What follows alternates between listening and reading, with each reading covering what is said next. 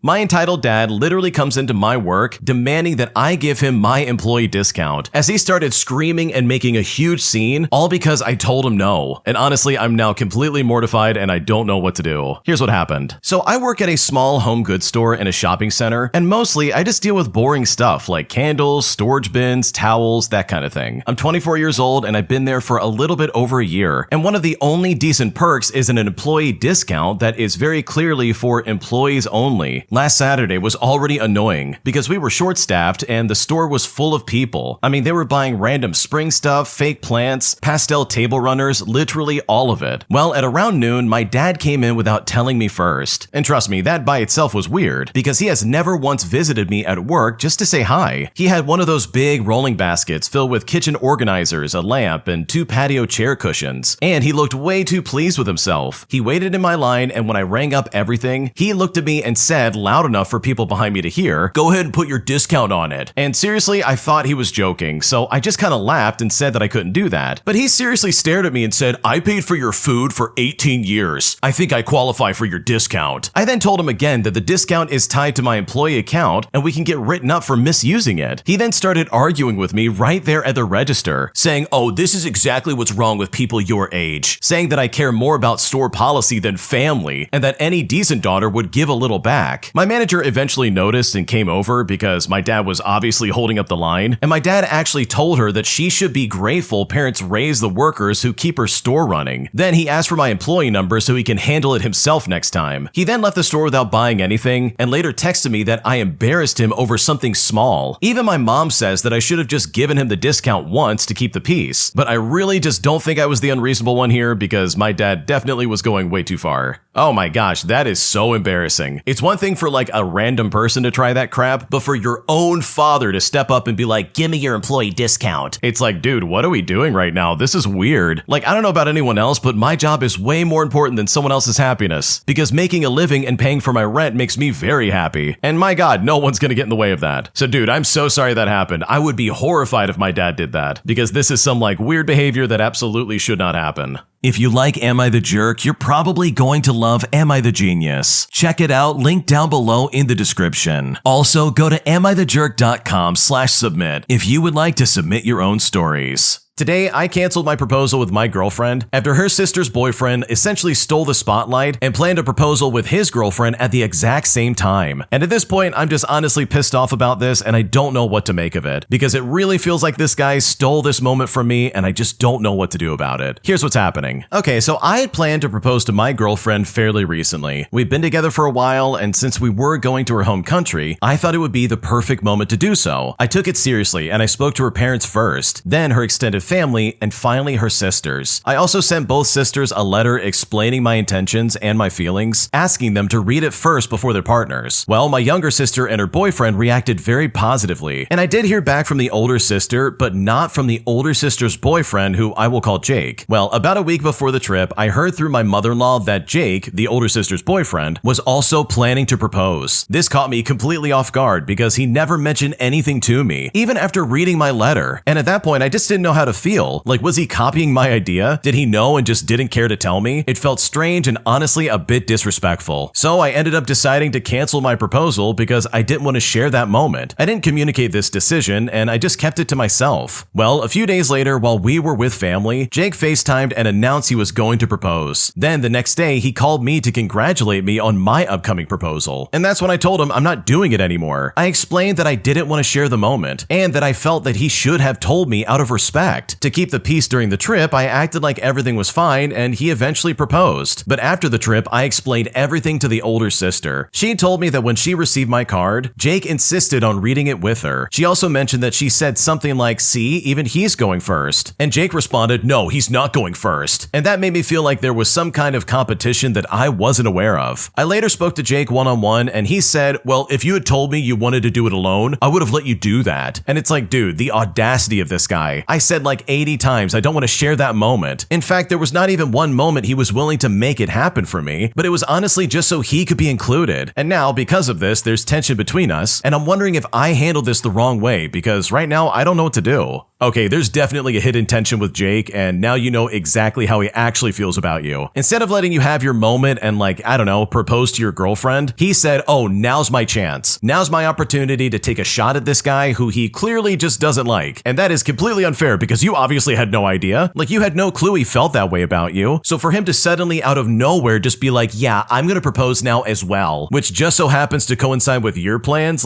yeah, he absolutely wanted it that way. He wanted to steal your spotlight and make you look bad and almost dilute this experience for you and your girlfriend. So I think it's really smart that you didn't go forward with it and just decided, hey, I'm gonna back off and wait for a better time. This is also a situation where I think you would be much better off just saying, hey, I'm gonna keep this to myself and I'm not gonna tell anybody. So at least next time when you do decide to propose, this will be a surprise for everybody and no one can try to ruin it. Because I really think that's what Jake was trying to do, and that is really not fair if that's the case. Am I the jerk for loudly refusing to mourn my awful mother who passed away after my brothers tried to call me out for this and say that I'm cruel and callous in my reaction? Because once I said exactly how my mother really treated me growing up and essentially put my brothers in their place, the entire family essentially got flipped on its head. Because now I've essentially blocked everybody and I just don't know if that was a mistake. Here's essentially what happened. Okay, so I have two brothers who were both treated with kindness and love growing up, but meanwhile all the crap was dumped onto me. Of my brothers, one was born 15 years before anyone else, who was a single and adored child for his entire childhood, followed by a miracle child when my mother was 43 years old, with the last one being me, born when my mom was 46, when she thought she was menopausal and she was not happy about having another kid, but she was extremely religious, so I was born anyways. Now, all the expectations were for me. I was a straight A student, I eventually got a PhD on a full ride scholarship, because my mom wouldn't spend a single cent on my education, and I won a national competition in my field, which got me a really well-paying job. But literally nothing I could do was enough. Neither of my brothers finished high school, but them getting a singular B- was something to celebrate with a family outing, while me being literally the best student in my year and getting an official recommendation was met with whatever, clearly nothing worth mentioning. On a similar note, all the chores at home were for me, and I was forced to have a part-time job to help pay for the bills on top of all of it. But my brothers did nothing with their time, and I was the jerk for pointing it out apparently. For example, both of my brothers have been playing video games all day, while I woke up at 5 in the morning to clean the house before heading to university, and then I worked 4 hours after class. And when I got home, instead of some time to myself to study or just relax, I was screamed at and ordered to cook dinner because my two idiot brothers were hungry. Well, then suddenly my mom passed away of lung cancer, which by the way, we all knew that she would have because she smoked 2 packs a day. But you know what? I didn't grieve the situation. Both of my brothers were mourning and very, very upset at me for not caring. They were pissed off at me not accepting to pay for the funeral and not even attending the wake. I then cut them both off without any qualms and no regrets. But then my cousin, who only saw my mother once or twice a year, calls me up out of the blue. For context, my cousin's mother died 1 year before my mother, and he loved his mom, so he's clearly been in that mindset of mourning and thinking all children should mourn their parents. He then immediately starts berating me, saying, "How dare you not grieve your mother? Your brothers are heartbroken by your cruel and callous actions. You are tearing this family apart." Apparently my brothers were attempting to weave a narrative of me being heartless and cruel by going to relatives and family friends to talk crap about me behind my back. But you know what? I laid into him. No mercy at all. I yelled, I insulted him, and mostly I told him in great detail all the ways my mother mistreated me. And this is far more in-depth than a small summary I wrote above. She also often hit me, and she's the source of a lot of trauma for me. For instance, me being unable to cry in front of other people, all because my mother would literally slap me endlessly until I stopped crying, which is something she did my entire childhood. My cousin was combative at first, but I pummeled him verbally until he was making quiet little whispers like, "Wait, please, I don't know." I hung up once I said my piece without letting him say anything, and I then blocked his number. Days later, my oldest brother made a Facebook post calling me out for being a bad son who doesn't grieve his late mother. Well, I then posted a long reply on his post stating that if that human skin wearing devil wanted to be grieved, then she would have been a mother worth loving, all followed up by some of my numerous traumas caused by my mother. Well, needless to say, the post blew up, and my brother deleted it, but not before basically our whole extended family and family friends saw it. Days later, the same brother vague posted about being depressed, with a short video of him crying with a caption saying, "I wish my family would stand behind me in my hour of need." But in the comment section, several family members asked, well, is what they say about your mom true? Did she really do all that to the original poster? My brother then deleted that post too after I commented a single laughing emoji, and he finally blocked me on Facebook as as well. The last I heard about all this, both my brothers are flat broke because they both relied on my mom to pay for their crap, and an aunt of mine has contacted me to gossip. Apparently, they're both spiraling emotionally, and the whole family has taken a step back from supporting them, both financially and emotionally. But to be honest, I don't really care. I don't hate my brothers like I hated my mother from the depths of my soul, but I do not have even the slightest hint of love for either of them. So seriously, does this make me the jerk? Because right now I don't know what to do. Okay, in my opinion, I think everybody grieves the loss of family members in different ways, so the fact that they're trying to force you to grieve it in the way they are is honestly insane and completely unacceptable, because you know your mom from a different light. You know her for the way she treated you and not for the way she treated your brothers, because clearly they were the favorites. She essentially saw you as a workhorse and did nothing to motivate you, and instead basically said, oh, you're top of your class? That's not a big deal. But guess what? It is a big deal, and you should have been celebrated as a kid. You should have been celebrated for getting a PhD and excelling in everything you're doing. But instead, she just pushed it aside and said nothing about it. It's like, bro, what is going on right now? You are not responsible for your mom getting pregnant. And you definitely did not deserve to have to start working early in life just to pay for bills, while your brothers basically got a rent-free ride. That's so unfair. So no, you're not the jerk. Honestly, I think you have every right to be upset about this and react however you want. Because at the end of the day, nobody knows the truth about what you went through except for you. And if your brothers refuse to hear you out, then honestly, that's on them and not you.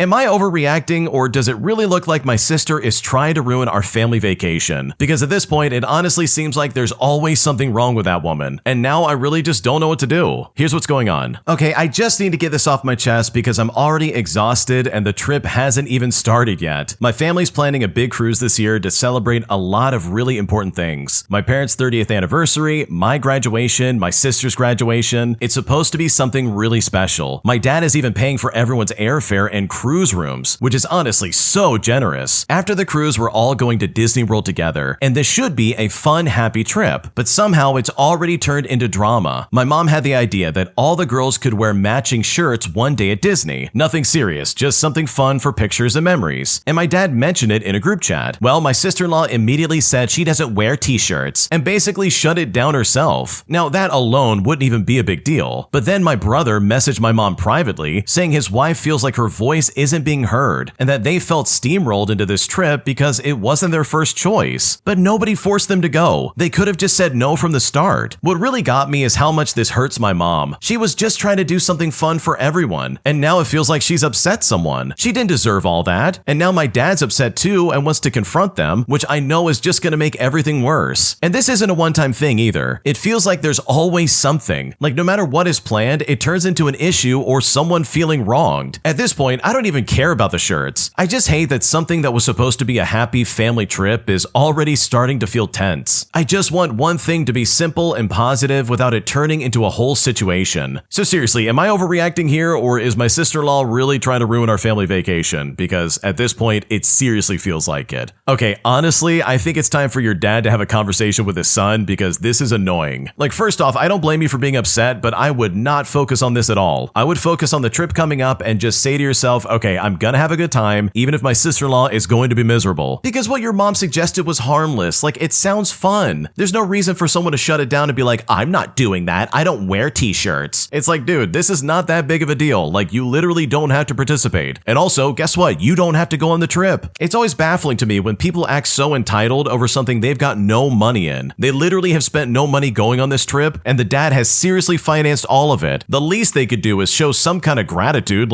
Come on. So no, you're not overreacting for being upset about this, but I think this is something that your parents probably need to address privately in some kind of way. Because if I was in your shoes, I would focus on trying to make this trip as fun as possible, which for me would look like ignoring my sister-in-law and not allowing her crappy mood to bring me down. My ex-husband has suddenly turned into Father of the Year only when he realized that people were watching and that he could use the kids to make him look like a victim, which honestly has left a really bad taste in my mouth because I hate seeing him act like this, as it sets me in a bad light and really makes my skin crawl. Here's what's happening. Okay, so I divorced my ex-husband about 3 years ago, and for most of our marriage, he treated parenting like a hobby he would pick up when it made him look good. If one of the kids was sick, or they had homework, or needed to be picked up, they needed clothing, or needed lunch money, needed literally anything boring and daily. That was clearly on me. In contrast, he loved the fun dad stuff when it came to photos or praise. He would swoop in with pizza, take them somewhere loud and expensive, post about making memories, and then disappear again when our youngest had nightmares or our oldest needed help with a school project at like 10 o'clock at night. The divorce happened for a lot of reasons, but one of the ugliest parts was how fast he figured out that the kids were useful. And no, he didn't see them as precious to him, he saw them as useful. The second people started asking why he only had them every other weekend, he became this wounded, devoted father who was fighting for time with his children. Meanwhile, he was the one canceling visits half the time because of trips, dates, work dinners, or whatever. But online, oh, he was suddenly the tragic dad who missed his babies every second. He would post long captions about how no father should be kept from his kids. And you know what? People ate it up because he knows how to perform sincerity way better than actual responsibility. The worst part is how he started using the kids as props to pressure everybody around him. If I wouldn't switch weekends because he wanted to look good for his parents, he would tell the kids I was being difficult. If the school called him out for missing conferences, he would show up to one event with a giant bag of snacks and act like the most involved parent in the building. He once volunteered for a school fundraiser, took maybe 12 photos handing out juice boxes, and then left before any kind of cleanup, only to then post about how hard co-parenting can be when one parent doesn't support fatherly involvement. And that one made me laugh from pure rage. Last Christmas, he told both kids he might not be able to afford gifts because child support was so brutal, but then he turned up in a brand new truck 2 weeks later. Our oldest is 13 years old and not stupid. He asked me point blank why his dad only talks about being a father when other adults are around. And honestly, I had no answer that wouldn't crush him. Recently, my ex demanded I let him take the kids out of state during my week because he wanted them to see some big family event where I later found out his new girlfriend's relatives would be there. When I said no because they had school and our son had a dentist appointment, he told his whole family I'm bitter and that I'm keeping the kids from their real support system. His mother called me selfish. His sister posted some vague quote about mothers who punish good fathers. And yet nobody asked why this amazing dad didn't know our daughter had been wearing glasses for 4 months. He acts entitled to their love, their time, their emotions, and even their disappointment, but only as long as he can turn it into a story where he's the victim. I'm just so tired of watching a man win applause for showing up with balloons while I do the part that actually keeps two humans alive. And at this point, I seriously just don't know what else to do.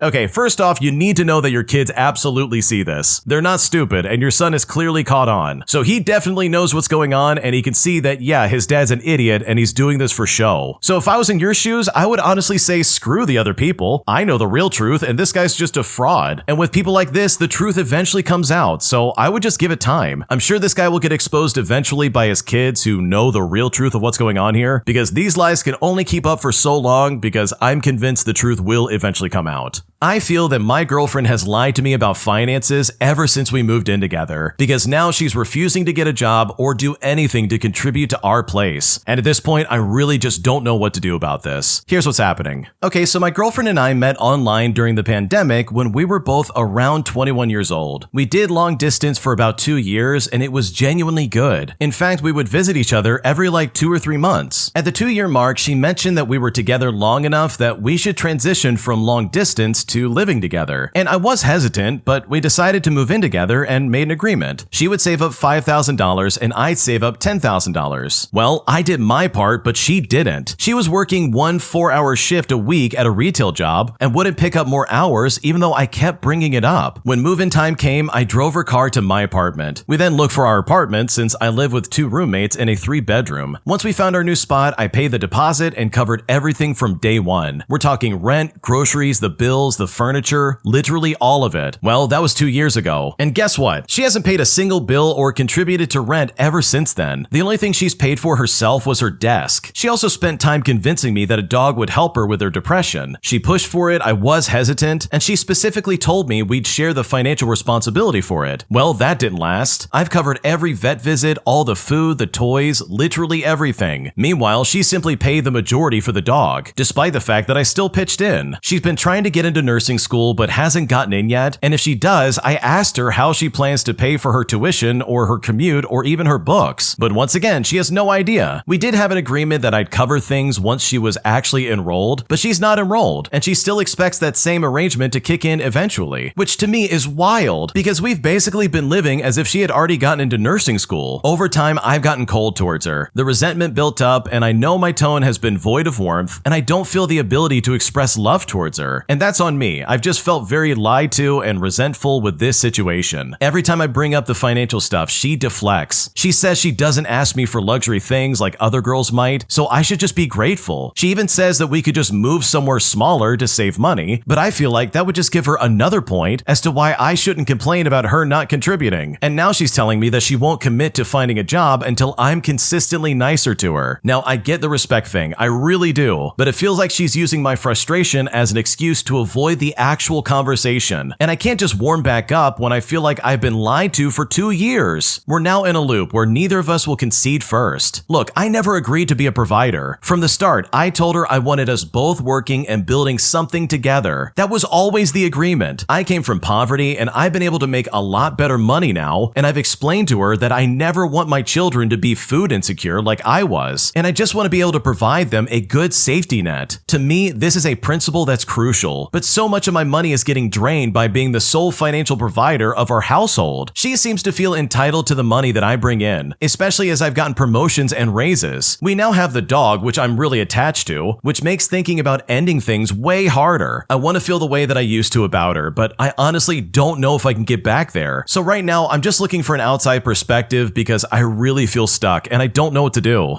Okay, dude, the fact that she said, I'm not gonna find a job until you're nicer to me. In my head, I literally said to myself, oh, we're breaking up, I'm done. Like, there's no way I'm putting up with that. Like, if that was me, I would absolutely start putting that into motion. I don't care what's going on. Dude, what are you talking about? Because if you think about it, that is crazy manipulative. She's essentially saying, wow, you're so mad right now. Why are you angry? Until you calm down, I'm not gonna do anything right. You know, the things I agreed to do. Like, dude, you agreed to do all this and you're still not doing it. There's no nursing school, there's no job, and you're trying to act like his anger is gonna stop you from getting a job? Like, no, dude, that is so weird and unacceptable. So honestly, I'm kind of surprised the original poster is still with this lady because I would lose it at that comment. I would absolutely start packing my bags and get that plan in motion because your girlfriend definitely lied about you and she played you for a fool. And in my opinion, there's no way I would ever want to stay in that situation. My psycho ex-boyfriend cheated on me with just about any girl he could find, and despite the fact that I broke up with him, he refused to let me out of this relationship, even going as far as sabotaging my future relationships by saying that I can only be with him, which honestly is one of the weirdest situations I've ever been in my entire life. Here's what happened. Okay, so this took place at a theme park in Florida that's known for rats, and it's a situation that happened during my very first college program. I signed up in my college with my best friend, who I was deeply enamored with at the time. Another student that I'll refer to as Skinny signed up as well, and Skinny was some guy who always hung around me in class. At the time, I was too oblivious to see that he liked me because honestly, he wasn't anywhere near my type. We all got accepted into Magical Rat Planet's program at different start dates, with mine being the first one. I arrived there excitedly, but instantly I was homesick, as it was literally my first time being away from my home, my parents, and extended family. I'm also an only child, so I'm very close to my parents, especially my mom. Well, due to some unforeseen circumstances, my bestie couldn't show up, which left me feeling depressed and isolated. Skinny showed up at the same job 2 weeks later, and he was happy my best friend couldn't come. And after about 2 months of him flirting, I decided to try dating him as he was familiar. And my god, that was one of the worst mistakes of my young adult life. The job we got placed in at the time was the second busiest place in the world. They said this like it was good, but it wasn't. It was extremely stressful and often really gross. I developed carpal tunnel syndrome in my right wrist from scooping almost 1,000 sides of fries during the Christmas holiday. And the place holds 2,000 people at a time. 2,000! Anyways, as the stress built, Skinny started trying to become verbally aggressive with me. And I say try because I wasn't with it. He would try to tear me down by insulting my physical appearance, and I would just give it right back to him, but way worse. It was extremely toxic. He wanted to sleep with me after a few months of dating, and I said no for multiple reasons. Well, eventually he started cheating. I found out accidentally when he was showcasing me pictures on his phone, and I guess I scrolled just a little bit too far. This led to an argument where he confessed that he was just using using the other girls for his carnal needs. He said I was the kind of person he wanted to marry one day and asked if I could just wait for him until he finished sleeping around and was ready to commit. Obviously, I wasn't going to do that, but I did respect his forced honesty though. If he wanted to sling himself everywhere, then that's on him. But I was moving on. I then took a liking to another guy who I will call Larry. Larry liked me as well, and we set a time for a date. Well, Skinny found out and actually caught him speaking with Larry. 2 days before the date, Larry came to me and said it's best if we just stay friends. I asked him why, but he gave me no answer, and Skinny seemed pretty satisfied about that. Well, this same situation happened 2 more times with different guys. Skinny would speak to them and then they would break things off. And to this day, I don't know what he was telling them, but eventually I started really liking this one guy who I will call Max. We talked for like 8 hours at a time nightly, and he made me very happy. Well, Skinny caught wind of this and went to go speak to him, but this time I confronted Skinny and I demanded to know what he was doing. He said that he cared about me and he wanted us on a break and not to be done. So he just wanted me single and alone while he laid about. I told him I really liked Max and to please just stay out of it. But then he started talking really negatively about Max, dragging his looks, what he had, as well as other stupid and immature things. Basically, he wanted me to know that Max wasn't as good as him, and that was an absolute joke. I then told Max the truth that night on a phone call and he was livid. Max then avoided Skinny, and Skinny actually had the nerve to approach me angry, demanding to know why Max was avoiding him. He was angry because he couldn't break us up. Well, eventually Skinny actually did try to get physically aggressive with me out of anger, but this didn't go his way because it actually landed him with a kick between the legs and a fist right to the face. I loved Max for many years, but eventually we didn't work out, which really did wreck me for a while. But at least I got some well-deserved revenge against Skinny because this guy was completely out of line. Oh my gosh, this guy is out of his mind. He really looked at you and said, "Hey, I want to cheat, but I want to marry you. Can you just let me do that for a while and then we can get married? That'll make me a good husband, right? Like, what's the big deal?" Like, holy crap, this guy's just one giant walking red flag. Like, what is he thinking? Did he really think this plan would work? Like, holy crap, what a psychopath. And that's not even mentioning the fact that this guy was trying to like sabotage any relationship you would have in the future. Because the original poster said it best. This guy really did want you to be alone while he's sleeping with any woman that has a pulse. Like, Skinny in this story is absolutely a loser, and I'm so sorry they had to deal with that. If you like Am I the Jerk, you're probably going to love Am I the Genius. Check it out, link down below in the description. Also, go to AmITheJerk.com/submit if you would like to submit your own stories. My wife has secretly racked up over $6,000 in credit card debt, and now I seriously want to get a divorce, because at this point I don't know what else to do. Here's what's happened. So I've been married to my wife for about 3.5 years now. Money's always been tight, but earlier this year I finally landed a big promotion. For the first time, we were catching up on bills, paying down medical debt, and building savings so that we could replace our dying car. My wife has mostly been unemployed during our marriage. She gets like maybe $1,600 a month from a trust, which covers basics, but not much else. I've never loved being the only active income, but I tried to be understanding. Because things were so tight, most of our money stayed in my accounts, meaning that she had to ask me for extras, which really sucked for the both of us. After my promotion, I tried to make things more fair, and I gave her like $200 a month for fun money. Well, the first thing she did was take out a $3,000 loan for Botox and filler. The $200 immediately went towards the payments, which defeated the whole point. It stressed me out so much, I just paid it off from our joint funds. Around this time, she pushed for an open relationship, basically as like some kind of ultimatum. And while I wasn't fully on board, I did agree. She then immediately started an online situationship with an old friend who sent her money. She called him her pay pig. From April until June, she was going out to expensive restaurants, taking trips out of the state, and coming home with bags of new clothing, while I was trying to stretch our savings and keep our car running. I was then laid off in July, and she finally got a part-time job in retail. I picked up a grocery gig, and we paid off our medical debt and managed to hold onto like $8,000 in savings. And at this point, things were feeling good. Being laid off wasn't as catastrophic as it initially seemed, but then her credit score dropped. She had been added as an authorized user on a card the PayPick had sent her. I asked her to get removed and our relationship closed again, and I thought we were moving forward. But no, we absolutely were not. A few weeks ago, I found out that she had 2 credit cards, both of them maxed out, totaling at about $6,000. And yeah, there were missed payments. Now, she told me that most of the spending went on those cards, not the money the guy sent her. So while I thought we were rebuilding, she had been hiding debt for 6 months. months. We've now paid it off using a trust bonus and help from her mom, but that was money meant for a car, a vacation, and some breathing room. Well, we agreed that she wouldn't get any fun money until August to pay me back, but it's already falling apart. She asks me every day for clothing, outings, food, etc., and I'm exhausted saying no. I'm heartbroken that while I've been fighting for our future, she's been quietly dragging us backward. I feel guilty even thinking this, but I'm seriously considering a divorce. This wasn't a one-time mistake. It was a long, calculated lie involving another man's money and secret credit cards. I don't want to end my marriage, but I just can't live like this for the next 50 years. So am I overreacting by thinking divorce might be the only way out, or am I being way too controlling with finances? Because right now I seriously am at a loss. Okay, dude, this is a really messy situation. Your wife does not sound like a good partner at all. Like for me, and this is just my opinion, anytime someone's like, oh, let's have an open relationship, that's like a one-way ticket to your relationship falling apart. For me, it feels like cheating with extra steps. Like, I don't know about you, but I'm not a fan of that. And honestly, the way that your wife is acting towards money and like the credit card she's opening up, it honestly feels like this is like the tip of the iceberg and that this could easily get way worse in the future. Like you said it best, dude, I would not want to live like this for the next 50 years. So in all honesty, based on what you told us, I don't blame you for feeling this way. I'm sure if I was in your shoes, I would probably feel pretty similar, especially when this is like a consistent thing that keeps happening. Like that is absolutely unfair, and I just don't blame you for being upset. Am I the jerk for yelling at my friend about her body odor after I not only literally threw up, but also have been dealing with this smell for months at a time? Here's what happened. For a bit of context, I've been in college classes with this girl for the last year. We're also in the same degree program and we have become friendly. Now, I don't hate her at all. I've just reached my limit and I might have gone just a bit too far. This semester, we have the exact same schedule, so we ended up sitting next to each other in every class. At first, I chalked up this smell coming from her to like stress, and I assumed it was a temporary slip in hygiene. Like it happens, I get it. But this has been every single day. The best way I can describe the smell is like strong barn-type body odor, as if she worked outside on a hot, humid summer day and didn't shower. She has long, pretty hair, but it's visibly oily from roots to ends. By our third class of the day, I'm nauseous and trying not to gag. But after a month of this not getting better, another friend in our program admitted they sit on the opposite side of the room simply because of how distracting the smell is. And you know what? It kind of broke my heart to hear, and I would hope that someone would tell me if I was in her position. So one day after school, I spent hours carefully crafting a text message to tell her that she has some body odor and that I was only bringing it up because I care. I didn't want her to be embarrassed. I'm not a fan of confrontation, and I thought a private message was kinder. Well, she read the message, gave just a thumbs up, and then never talked about it again. The next day, I finally wasn't trying to hold my breath, but the smell was back by the end of our second class. And that was 2 months ago. And now it's literally crunch time for finals. We stayed after class until around midnight working on a project with several other students, and I finally just couldn't take it anymore, especially after she scooted inches away from my face to help me on my computer. Within seconds of her getting that close, I ran to the nearest trash can to throw up. She asked if I was okay, but I was so sleep deprived and stressed out that I just couldn't hold back. I told her that she smells so bad that just being near her has been making me nauseous all year. Still clutching the trash can, trying not to throw up again, I blurted out, "How do you not smell yourself? How can you not notice how bad this is?" She said she's just forgetful, mentioning that her mom or fiance don't remind her. You know, a woman in her 20s. She doesn't work so she can focus on school, so from my perspective, it seems like she could make time to shower. Before I stormed out, I raised my voice and I pleaded for her to just take a shower. I feel bad for yelling, and I know it sounded harsher than I meant it to be, but I was exhausted and I was at my limit. But even still, I have to sit next to her for like another 3 weeks before the semester ends. I feel guilty for snapping in front of other students, but I also feel like I had no other options left after months of this, and the fact that texting her just didn't seem to help. So I really need to know, am I the jerk for finally snapping and yelling at my friend about her body odor? Because I already tried to do this gently before, and right now I'm not sure if I messed up. Okay, this is disgusting. There is no excuse here, dude. Are you kidding me? She needs to be reminded to take a shower? What, is she like a toddler? Like, dude, what's happening right now? You've got to like go a long time and like get really accustomed to how you smell to suddenly just be completely oblivious to how you smell. Especially as a grown adult. Like, dude, what are you talking about right now? In my opinion, this sounds like one of those things where it's like, oh yeah, this is not a priority for her and she's just making every excuse under the sun, where she literally blames her family for not reminding her to bathe. Like, dude, you live in a modern society and you're well into your 20s. Plus you're in college. Like, there is no excuse for being like, oh, I need someone to remind me to take a shower. Like, that is the lamest excuse on earth. And legitimately, I think the reason she doesn't take a shower is simply because she is lazy. She's lazy, she doesn't care how she smells in front of other people, and that is disgusting. Bro, the second someone says, hey, you kind of to smell bad, that's the second I'm going to come back to that class smelling absolutely fantastic. I'm going to be the best smelling person in that room, like you can't tell me otherwise. And honestly, I think anybody else would have that same notion. So no, you are not the jerk for yelling at her, because honestly, this is super impactful for you because you have to sit next to her. And the way she's treating pretty much everybody around her by refusing to bathe is incredibly rude. An entitled Karen drops off her dog at our boarding house, demanding that we take care of her dog for the next few days, despite the fact that we are literally booked up for the rest of the month. But things got so much worse as this lady literally was the embodiment of inconvenience and entitlement, putting me and the rest of my coworkers in a really weird situation that honestly I wish I never had to deal with. Here's what happened. So I used to work in dog boarding and I saw entitlement all the time, but this one encounter takes the cake. It happened years ago, but I still get heated thinking about it even to this day. Now picture this, it's the holiday season and we are booked solid. Like literally any service you can think about, we have completely booked it out. Well, this lady walks in with no appointment and her dog in tow. She says she's dropping off, but I tell her we have no space until Christmas. When I say this, she begins to yell, because apparently the fact that she's boarded a dog here years ago somehow means that she's our best customer ever. At this point, I was the assistant manager, and the regular front desk person shifted away from the conversation. Their body language pretty much said this was always going to end with her talking to the manager, so I just skipped a step and went to you. Anyways, I try to figure out some way to stonewall this just so she can leave. I asked for vaccine records, but she blows her lid again, asking, well, why don't you just already have that? I then explained that with reservations, you know, dogs that we know are coming, we call their vets ahead of time, and we give the information that we need, and only then do we notify the owners of anything missing. We can't do that if you walk in off the street and try to hand me your dog. I recommended that to avoid this situation in the future, she should make a reservation for dog boarding as soon as she knows that she will need it. And when I said that, of course, she freaked out again. She insists that the dog goes to a certain vet, so we call and give them her owner information. Well, apparently the dog hadn't been there under her name in years, and all its vaccines are completely expired. She tells me that the vaccines are up to date, but that her extended family has been bringing the dog to their own vet just so they can get the new client free exam and only have to pay for the vaccines every year. So I get right to the point. I say to her, okay, then who took the dog to the vet last? She responded by saying, well, how am I supposed to know that? So I say back to her, well, unless you can tell me who did it, I can't call the vet and ask them for the up-to-date records. They won't give me the records unless I know who I'm talking for. I cannot call and ask for the most up-to-date records on a dog. That's like illegal levels of personal information for the vet to give out. After 6 phone calls to the vet with different people's owner information, we finally got the records. And I seriously feel so bad for that secretary at the other vet's office. But the real kicker is when she said the following, well, that wasn't so hard, was it? I'm trying to catch a flight. You can see how frustrating that was for me, right? And then she walked out without her dog, which forced us to try and find space for the dog because this lady literally left us with no other option.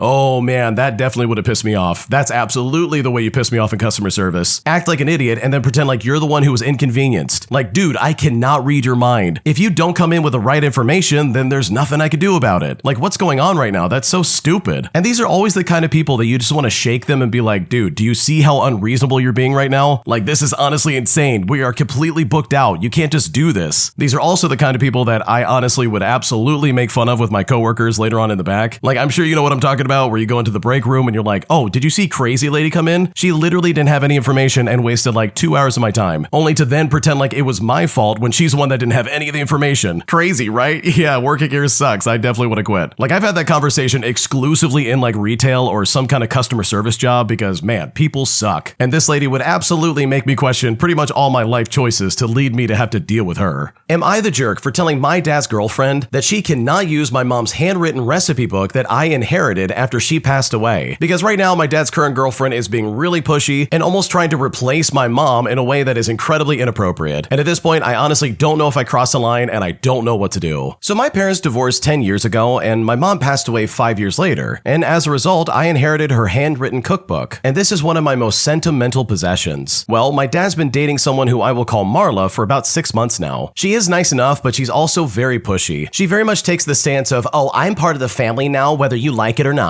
Last weekend, I brought the recipe book to my dad's house because I was making my mom's lasagna for him. I left it in the kitchen for a moment, and when I came back, Marla was flipping through it saying, oh good, I'll make some of these for Christmas potluck. It'll be like your mom is still here. Well, I told her firmly that the book wasn't for borrowing or copying. She then rolled her eyes and said I was being territorial and gatekeeping a recipe book. I told her it's one of the last things I have for my mom and it's not her place to use it. And once I said this, she got offended and left the room. My dad now says that she's hurt and that I could have been more generous. But seriously, it's my mom's handwriting. It's my memories. I'm not giving it to a woman that I barely know. So am I the jerk here? Because right now I don't know what to do. Okay, I want to say first and foremost that no, you're not the jerk, because I can picture this lady perfectly. I've run into people like this before in my own family, and it's always super frustrating. And I think other people can probably relate to this too. They're the kind of person that kicks the door in and says, oh, I'm part of the family now, where they essentially take over the role of being the mom of the house and almost go out of their way to be like, oh, I'm your new mom now. Like, for example, look at the way she's treating that recipe book. She's not saying, oh, this is such a precious and beautiful thing that your mom gave you. She's looking through it and saying, oh, wow, I could be your mom now. I'm gonna use this for a Christmas potluck. Your mom's not actually dead, she's right here. And that's like not only incredibly disturbing if you think about it too long, but it's also very insensitive. Like, I don't know, it really seems like she's trying to fill some shoes that she has no business even touching. Why not try to leave your own mark on the family instead of like masquerading as the mom who passed away? Like, that's really unfair. So no, overall, I don't think you're the jerk here. I think if anybody could have been more generous, it would have been Marla. Like, obviously, this is a very touchy subject as their mom is dead, and here she is making light of the situation by being like, oh, don't worry, I'll bring your mom back to life with this recipe. Like, I don't know about you, but that's kind of creepy and incredibly inappropriate. My cousin's mom told me that I couldn't call her kid cute because apparently she doesn't want to give her 4-year-old daughter a big head, which really is the dumbest thing I've ever heard and has left me incredibly confused. Here's what happened. Okay, so I need to know if anyone else has dealt with this because I am losing my mind. We had a family barbecue this weekend with all the usual chaos. Uncles arguing about basketball, kids running around sticky with melted ice cream, and my grandma saying she's gonna disown anyone who doesn't take home leftovers, with this proverbial list going on and on. My little cousin, who I will call Lily, who's 4 years old and just full of energy, waddles over to me in the cutest strawberry dress I've ever seen in my life. Like one of those dresses that make a kid look like they're living their best cottagecore life. So I say to her, oh my gosh, Lily, you look so cute, which by the way is completely normal. Well, before Lily can even say thank you, her mom, which is my aunt by marriage, swoops in like she was hiding behind a bush waiting to catch me in the act. She goes with the tone of someone breaking up a bar fight. We do not call her cute anymore. We are avoiding vanity. And I think to myself, avoiding vanity for a 4-year-old child who can't even tie their shoes? I'm trying to be polite, so I'm just thinking to myself, oh, okay, I'm sorry. Even though internally a lot of question marks are going up because this woman posts Lily's pictures on Facebook every single day with the hashtags like, oh, cute baby, my model, and princess vibes. Anyways, I just drop it because whatever. I mean, I think that we can coexist no problem, except apparently we can't. 10 minutes later, she walks past me talking to my mom and does that thing where she whispers but somehow her volume goes up, and she goes on to say, some older cousins get threatened when younger girls get attention. It is so sad. And I'm thinking to myself, ma'am, what? I literally said one compliment and then respected the boundary. How am I suddenly Regina George? Then, and this is the part that made my soul leave my body, Lily comes back holding her cup of juice and says to me, do I not look cute? And she looked at me confused. She looked incredibly hurt. She looked like she was about to schedule a therapy appointment at the age of 4. And at this point, I'm scrambling, saying to her, oh, no, you look lovely. You look beautiful, amazing even. And I'm desperately trying to find synonyms that won't send her mom into cardiac arrest. Meanwhile, her mother is glaring at me like I just offered her daughter a cigar. I cannot deal with this woman acting like I'm running a one-person anti-self-esteem campaign. Anyways, Lily is adorable, and her mom either needs a nap, a therapist, or probably both. Dude, holy crap, your aunt is an idiot. Seriously, this is so stupid. Just because you call a kid cute doesn't mean you're gonna make them vain. You're literally complimenting them. You're not like overdoing it. You're just saying, oh, you look so cute in that dress. Like, this isn't suddenly gonna go to that kid's head and she's gonna be like, oh, I'm the prettiest at the ball. That means everybody's below me and I'm prettier than all of them. Like, holy crap, this is a child we're talking about, a 4-year-old. You're not gonna corrupt them by complimenting them, dude. Like, what's happening? And I don't know about you, but I kind of got the vibe that this is something the aunt really wanted to do. She probably dress Lily up so nicely just to then have the excuse to yell at people when they compliment her. And I don't know about you, but that's some crazy behavior. Like, what's going on right now? If anything, she's enforcing the fact that no, Lily, you are not allowed to be complimented, because if you are complimented, that's a bad thing. And clearly it's working because the kid's walking up to the original poster and they're like, hey, am I not cute? What's going on? Do you not like me? Did I do something wrong? And it's like, yeah, that kind of sounds like me in therapy. Like, holy crap. So yeah, your aunt really sucks. She's an idiot for trying to like reinforce this stupid boundary. And in my opinion, she's probably going to do way more harm than good in the long run.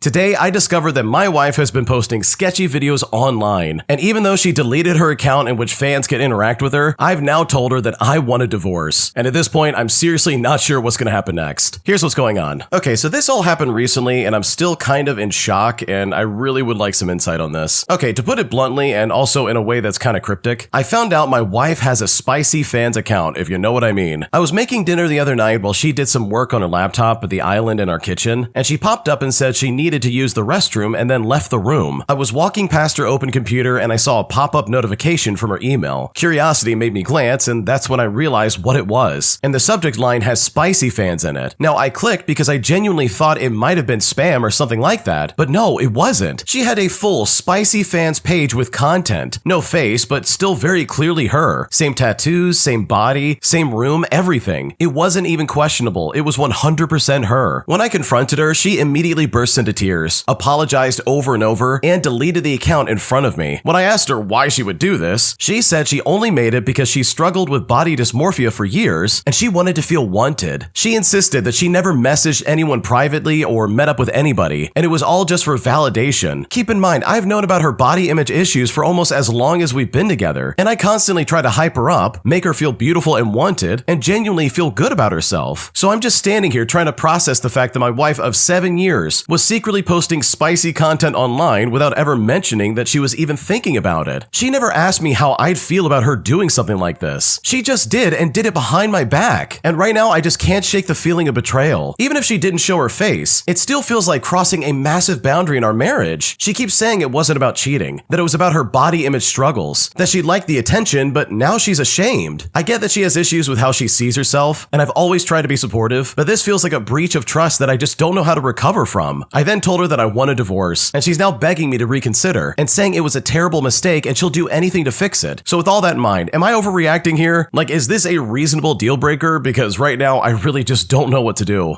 Okay, in my opinion, I don't think you're overreacting. Like, I know if I was in this situation and I found out my partner had a spicy fans account, I would probably be devastated, dude. Like, there's no way I'd be okay with that. The original poster also said they only made like a couple $100 off of it, so it's like, dude, this clearly was not even worth it. If you're trying to get into that for money, like, you're just gonna fail and probably ruin your marriage. Like, holy crap, what a mistake, dude. That's awful. So in my opinion, like, yeah, there's no way I could possibly stay with someone like that. That is such a deal breaker for me, it's not even funny. So if you do take that route, I honestly don't blame you.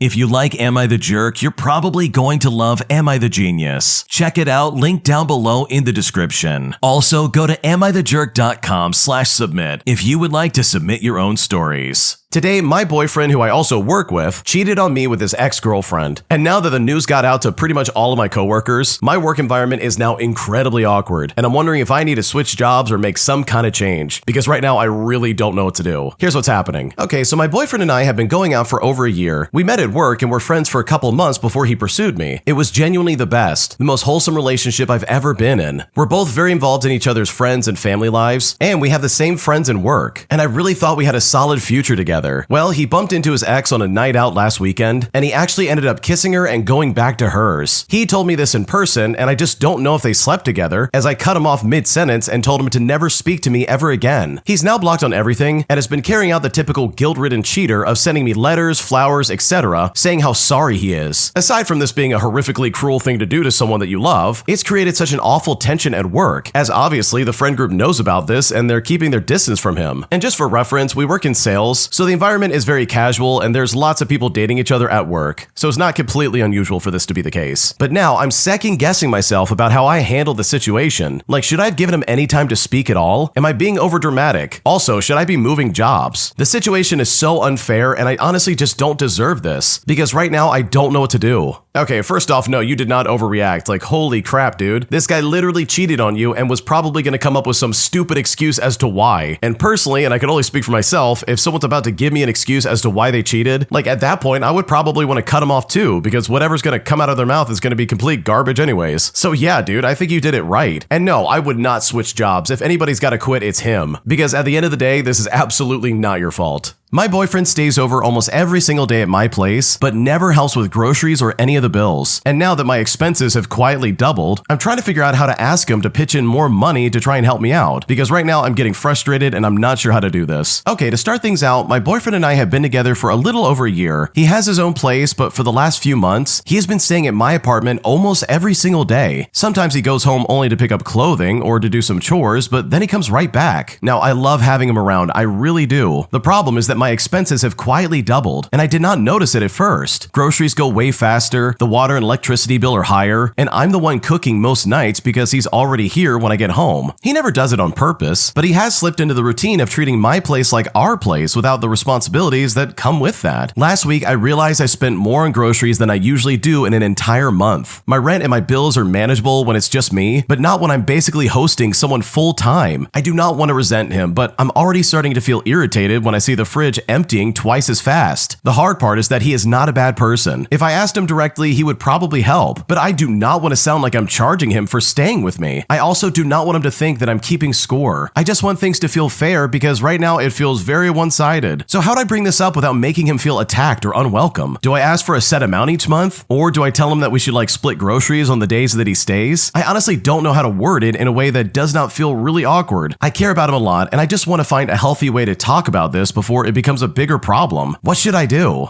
Okay, honestly, I would just be completely honest with him. If I was in your shoes, I would just sit my partner down and be like, hey, I love you, but I think I need some help getting groceries and stuff. All my stuff keeps disappearing so quick because the both of us are here instead of it just being me. And you can say this in a really casual and fun way where it's like, hey, I kind of need you to help out. And you can lower the stakes significantly if you just have this honest conversation. Because from the sounds of it, he sounds like a really good person. He doesn't sound like a mean boyfriend or anything like that. He doesn't sound unreasonable. For the most part, it sounds like he treats you right. And if he is treating you right, then I'm willing to bet he would be reasonable enough to be like, oh, I'm so sorry. Yeah, let's absolutely do that. So hopefully that conversation goes well, and I think it really will go well, to be honest, because from the sounds of it, it seems like you have a good boyfriend and that this is probably not going to be that big of a deal. My teacher grabbed the notes I was sending between me and my girlfriend in class and tried to read them out loud in front of the entire class just to embarrass us. But unfortunately, this entire scheme backfired, as my teacher quickly realized we were writing in Elvish, which is a made-up language invented for Lord of the Rings. And I've never been happier about getting back at someone in my life because this situation was incredibly satisfying to live through. Here's how it happened. So, back in high school, if you had any jock-like tendencies, I was someone that you would think might be a good target for your bullying. That would last exactly as long as your first scheme, when you find out that besides being a glasses-wearing geek carrying 20 pounds of Jules Verne and Tolkien hardbacks, who also was a theater kid, which is 3 strikes right there, I was also clever, vicious, and vengeful. After the wheels fell off your car or your locker vomited rancid tapioca after a long weekend, most people moved on to safer targets. But this situation is a milder and pettier tale. Being 15 years old, hormonal, and picky, I gravitated to a lady 1 school year ahead of me, who was one of the few whose interests and habits were as diverse as my own. Because I was an advanced placement everything, I got permission to audit her psychology class, it being a college prep course taught by one of the great educators of my experience. She and I were both studious and quiet, so generally we were left alone. Often in class, short films were shown, then discussed and analyzed. And since this was high school, note passing was a thing, which, by the way, during my time and age, cell phones and instant messaging were decades away. But the teacher, however, was a master of sneaking up on those folks, grabbing their missives, then reading them aloud in front of everyone once the lights were back on. Well, my now girlfriend and I were among the writers. We were also extremely careful. But the law of averages catches all of us eventually. Our small notebook was seized and spirited away. The film ends and the lights came up, and the teacher, with an evil grin, flourishes the book and anticipates our embarrassment. And less studious classmates awaited our downfall with ill-conceived glee. Now, do you remember that Tolkien reference? Because wait for it, it's about to get interesting. With theatrical flair, our notebook was open, and page upon page of our most private thoughts were laid bare before his eyes. Or they would have been, if he'd not been up against 2 teenagers who had committed to memory, not one, but both of J.R.R. Tolkien's Elvish alphabets. Honestly, his expression, trending from glowing triumph through consternation, finally settling on grudging acceptance, was a thing of beauty. Game and match. He handed the notebook back, and life in class resumed from there. I had a great time when I took his class for credit the next year. I knew both the study material as well as his jokes, and with my teacher having a ready-made straight man, this essentially made a very pleasant semester for both of us.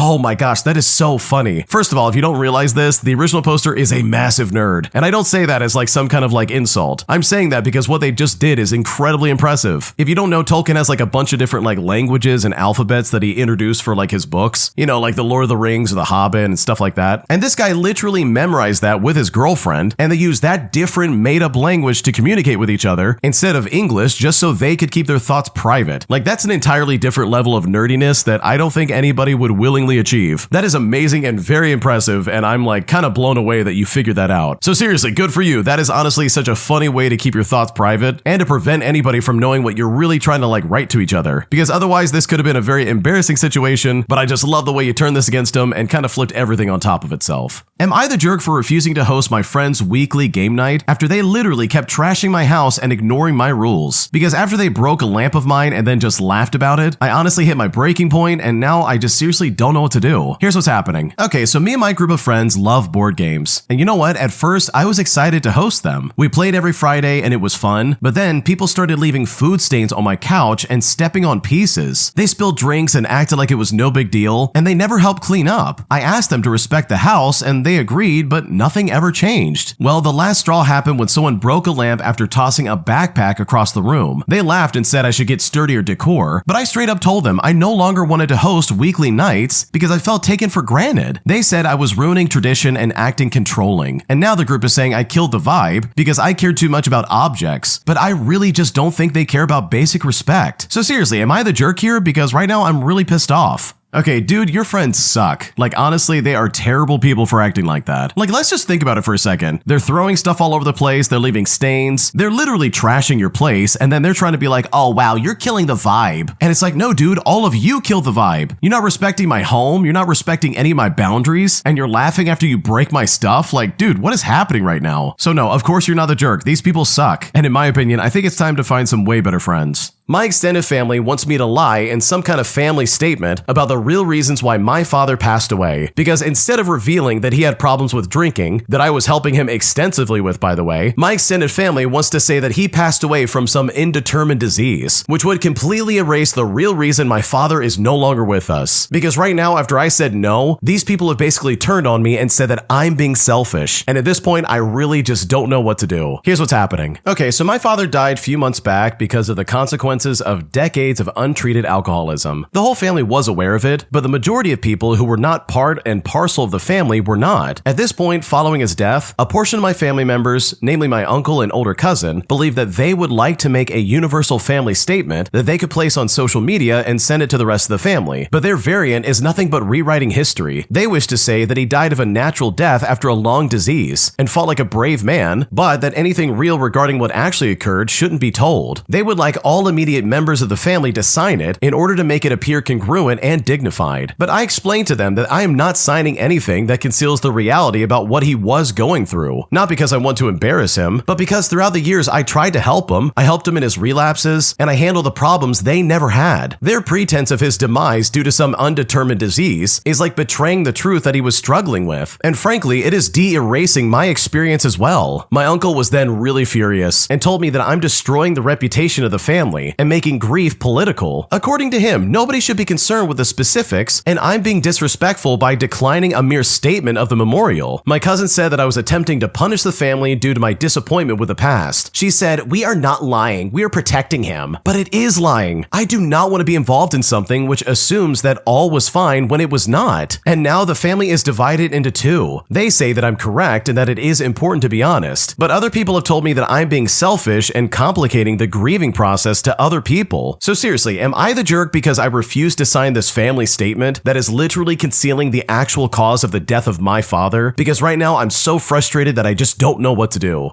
Oh my gosh, this is awful. Really think about this for a second. These people are trying to erase the real reason why this guy passed away. And it's completely stupid because, like, why would you not tell the truth to the world about why he actually died? And on top of that, why would you suddenly think, oh yeah, this reflects badly on the family. Our family reputation is going to be ruined if we don't change history. But wouldn't it be better to tell the truth and celebrate the people who actually tried to help him out instead of trying to like mafia shakedown people and be like, oh no, we're going to sign this other statement and we're just going to pretend that didn't happen. It's like, dude, what are we talking about? That's so dumb. Also, I've never heard of a unified family statement before. Like right off the bat, I would never sign anything like that because that's some weird like forced solidarity for something, by the way, that isn't even true. The guy passed away because he was an alcoholic, not because of some unforeseen like disease he was struggling with. Like, come on, how stupid can you get? And another thing, why on earth would anyone be like, oh wow, you're being selfish. You're making this political by not lying to the rest of the world. Like, dude, no, that's not the case at all. The original poster probably went through like all kinds of garbage trying to get their dad sober. They literally handled all the problems that came along with this addiction, as well as all the relapses that this guy went through. Like, holy crap, I'm sure there is so much they're leaving out here. So for them to be like, oh wow, you're being selfish, and that just kind of screams, oh yeah, we're projecting our own feelings onto you. Like, that is so unfair and just so uncalled for. So no, you're not the jerk here. This is some crazy stuff going on, dude. Because I know for a fact if I was in your shoes, there's no way I would ever sign that kind of statement, especially if they're not telling the entire truth here. Am I the jerk for making a big deal about my sister taking my coffee maker that my parents bought specifically for me when I asked for it? Because right now I'm incredibly pissed off and I seriously just don't know what to do. Here's what's going on. Okay, so my sister just bought a house. She has been previously living with my parents, and for context, I've been moved out for like 6 years and now live about 3 hours away from my parents and my sister, as they all live pretty much in the same area. Now, when I was in high school, I asked for a Keurig for Christmas because I wanted it for coffee. And for reference, my parents don't drink coffee. My sister and I both used it throughout high school, and then when I moved out, I left it at my parents' place. My sister continued to use it while she was living there, and I continue to use it when I visit my parents. I have a small stash of little cups that I store at their house so I can have a cup of coffee in the morning, and I continued to clean it throughout all the years that I would use it. Well, when I last went to visit my parents, I saw that the Keurig wasn't there, and I asked about it. And it's here that my mom said that my sister had taken it with her to her new house. But I said that was mine, and that I like to have it there so that I can have a cup of coffee in the morning during the 1 weekend a month I usually spend with my parents. I ended up going to Dunkin' Donuts for coffee that weekend, but I mentioned to my sister that she took my coffee maker, and I implied that I wanted it back. Well, when I said that, she got snippy and said that she wasn't going to buy a new one when there was a perfectly good one that wasn't being used. I told her, well then you can consider that your housewarming gift from me. And when I said that, she said I was being a jerk. Now, I am considering buying a new coffee maker on Black Friday, which by the way will almost definitely be nicer than the 10-year-old one that's sitting at her house, but I also might just leave it with my parents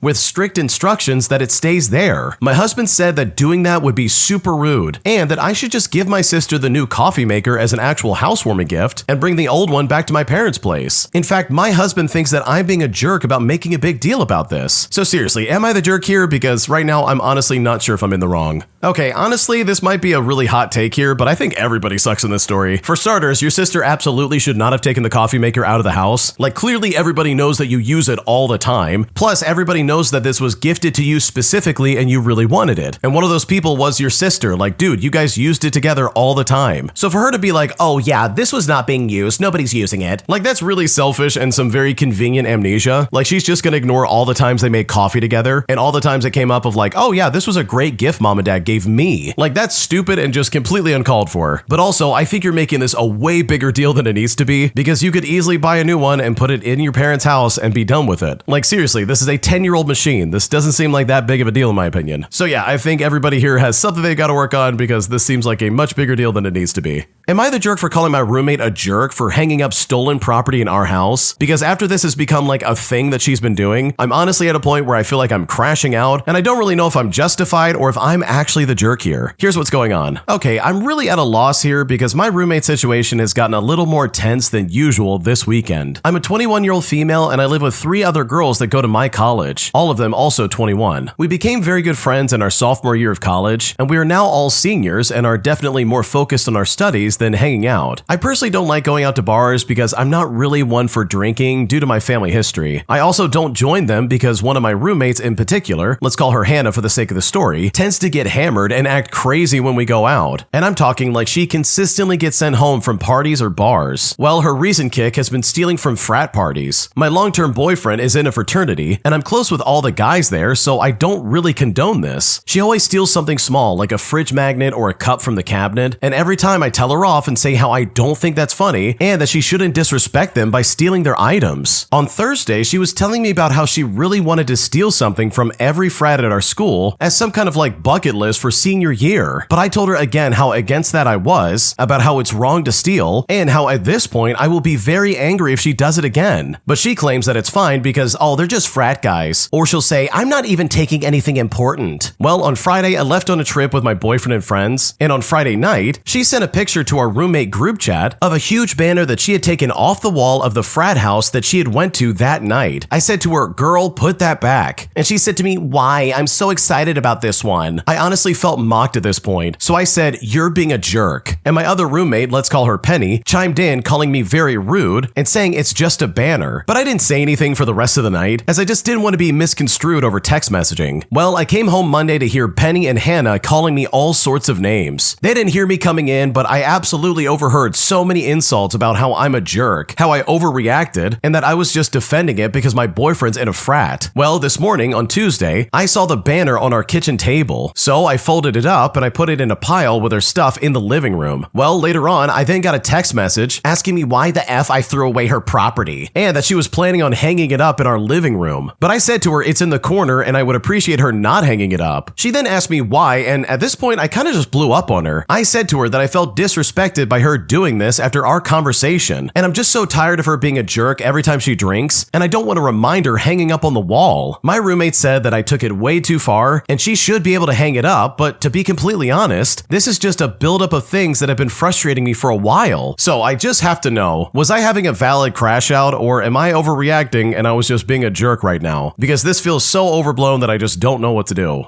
Okay, dude, there is no way this is okay. You're definitely not the jerk. Stealing is never good. I really hate people who steal, and the fact that your roommate's doing this almost on purpose out of spite, like that is really obnoxious, and I would also really hate this. So no, you're not the jerk. In fact, I would probably take that banner and take it back to the fraternity and be like, oh, sorry, my roommate Hannah stole this from you. Like at that point, I wouldn't really care. Like they're saying bad things about you. Why should you be expected to protect her stupid reputation? Like at that point, I would feel like the gloves are off and I would be like, yeah, okay, let's do this. Because your roommate's attitude is really weird and you don't deserve this. Today, I found out that my girlfriend of 7 years has been cheating on me behind my back, and I'm now so devastated that I seriously just don't know what to do. Here's how it happened. To start things out, my girlfriend and I had some problems a while back. She was drinking secretly after her shift at work, sitting at a parking lot, lying that she was still at work. She would come home smelling like alcohol and acting really tipsy. She worked a wine job, so she always made the excuse that she broke a bottle or she did a tasting of some kind, essentially gaslighting me. Well, I found a couple of empty bottles in her car and I confronted her about it. We had a long talk about trust and how it's essential for me in a relationship, and we talked about her drinking problem as well. We eventually built our relationship back up to a pretty good spot. She quit her wine job and got a new one, and we agreed to have my snap maps on so that if I ever felt paranoid, I could check to see that she was at work. I only really checked it a couple of times and then forgot about it because I was trying to rebuild trust with her. Well, I was looking at Snapchat yesterday and I realized her icon wasn't at home with mine like it should have been. When I asked her about it yesterday, her response gave me a lot of red flags. She tried to blame it on a glitch, then tried to blame it on Snapchat updating, but mine never turns off. The entire time she was messing with her phone. Well, it turns out she was deleting stuff. So I told her either hand me the phone or leave. And when she handed it to me, she just broke down. At first she said they were just talking, but then she came clean and said that she went to his house and hung out. It then took another hour of convincing her to tell me the truth before I finally found out that she spent some quality time with him twice in one day while she said she was at work on a double shift. She was texting me about fish tacos and how excited she was to come eat them after work, which is literally while she was at his house, most likely still in his bed. I then come to find out the guy she's been playing with on Xbox is the same guy. We play Xbox together and she sits behind me with her own TV, and sometimes we play with our own group of friends. So she was literally talking to the guy that she messed around with right behind my back, literally acting like everything was normal, lying to my face and kissing me while having the other guy she cheated with in her ear. I went through the call logs and I found out that she was talking to this guy at work for hours. The things they were saying and the I love yous when they barely know each other just seems crazy to me. They didn't even know each other for more than like a month. The text messages just gave off high school vibes with all the heart emojis and the way they were talking to each other. And it's like we live together and we have been together for 7 years. We have 2 dogs and 2 cats. I thought we had planned a life together and everything feels so messed up now I could just barely think. We planned to get married in a year or 2. It wasn't something either of us really cared about rushing, but I guess I don't know now. A piece piece of me wants to forgive her because I fear life without her, and I love her deeply, even with the pain that she's caused me. But at the same time, I feel like she humiliated me, and if I take her back, I'm disrespecting myself. What's stopping her from doing it again in the future if she got away with it? I love her so much, but I feel like I'm at such a loss, and right now I don't know what to do. Okay, I think the original poster needs to reread some of the things they typed, because they said exactly how I feel about this. If you take her back, you're just disrespecting yourself. You feel like she humiliated you, and you're not sure if she'll do it in the future because she got away with it once. In my opinion, if someone cheats, that's kind of the end of the road, and that's just me in my opinion. The second I find out about that, unless there's some serious extenuating circumstance, I'm sorry, but you gotta go. We cannot be together, this is absolutely not gonna work. And that really is just the way it is with me. So if you do stay with your girlfriend, I think you've got to weigh the pros and cons. This is someone who's obviously comfortable lying to you. She will just straight up lie and be like, no, I'm not drinking, I'm not cheating on you. Meanwhile, she's sitting in her car getting drunk and going behind your back and sleeping with someone off of Xbox. So if you did leave her, I don't blame you, because if I was in your shoes, I would have already done it by now. If you like Am I the Jerk, you're probably going to love Am I the Genius. Check it out, link down below in the description. Also, go to AmITheJerk.com/submit if you would like to submit your own stories. Am I the jerk for paying my roommate to leave our dorm for the weekend? All because I wanted some private time with my boyfriend. Because after my roommate came back, she was incredibly pissed off. And at this point, I'm honestly not sure if I made a mistake. Here's how it happened. I'm a 19-year-old female, and I planned a weekend visit for my boyfriend in my dorm. I have a roommate, she lives a 4-hour drive from university, and she had told me that she was going to visit her boyfriend at his university and would be gone for the weekend. The reason I planned my boyfriend visiting that weekend was because I knew that she would be gone. For context, I am a very private person, and I don't like having my boyfriend over when my roommate is present. It's really awkward for everybody involved. Also, my roommate is in our room practically 24/7 on the weekends, so I never really have any alone time. I also can't drive until further notice, but I'm working on it, so I have no way of visiting him right now, otherwise I would do that. Anyway, she flaked out last minute and decided that she didn't want to visit him, so now she would be staying the entire weekend. Now, I wasn't having it, and I asked if she could just go home this weekend, but she said that she couldn't because she didn't have enough money for gas to go, which in hindsight was probably just her trying to decline. However, I'm a problem solver, so I asked her how much she would need for gas for a round trip, and I just paid it to her, plus some extra for the trouble. Now, I was a little pushy with asking, but she could have just said no and refused it without me getting mad at her. Sure, it's annoying that I get no alone time, and I would have to spend time with my boyfriend with her literally sitting 5 feet away, but I wouldn't be holding a grudge or anything like that. Well, she accepted the money and was gone for the weekend, but when she came back, she was really mad at me, and now we have a meeting with a resident assistant. So seriously, am I the jerk here? Because right now I don't know what to do.